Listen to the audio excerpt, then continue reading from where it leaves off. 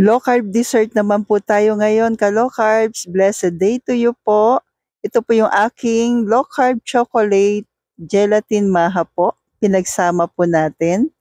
Una, kailangan po natin ng 2 cups po ng gata ng nyog. Ito yung unang gata po ng nyog.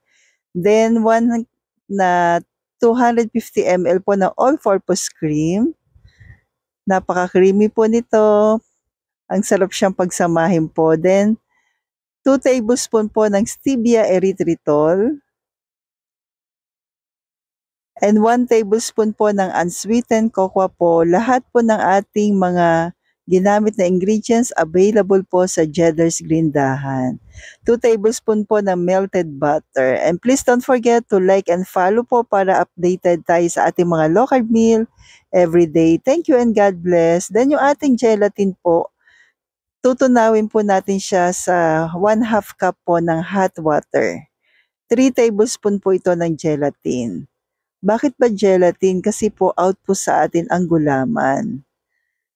Yan, kasi may halo po itong cornstarch. So tutunawin po natin 3 tablespoon po sa 1/2 cup po ng hot water. Yan. Tunawin lang po natin maigi. Then ito na po, ihahalo na po natin. So habang nilalagay natin yung ating gelatin, halu-haluin lang po natin maigi para mag-mix po siya.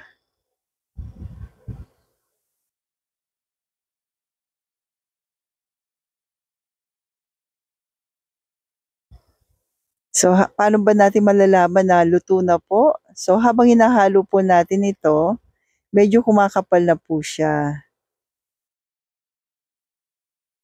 Mabilis lang po ito po. So pagka ganyan na nararamdaman niyo na po na medyo makapal na po yung ating maha, okay na po siya po. Isalin na po natin sa ating lalagyan.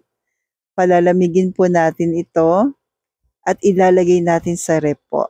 So magdamag ko po siya nilagay sa ref. Pero ilagyan muna natin ang ating toppings. Cacao nibs po yung aking ilalagay po dito.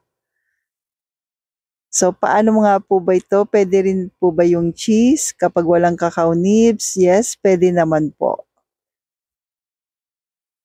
So kung anong available po ninyo for toppings.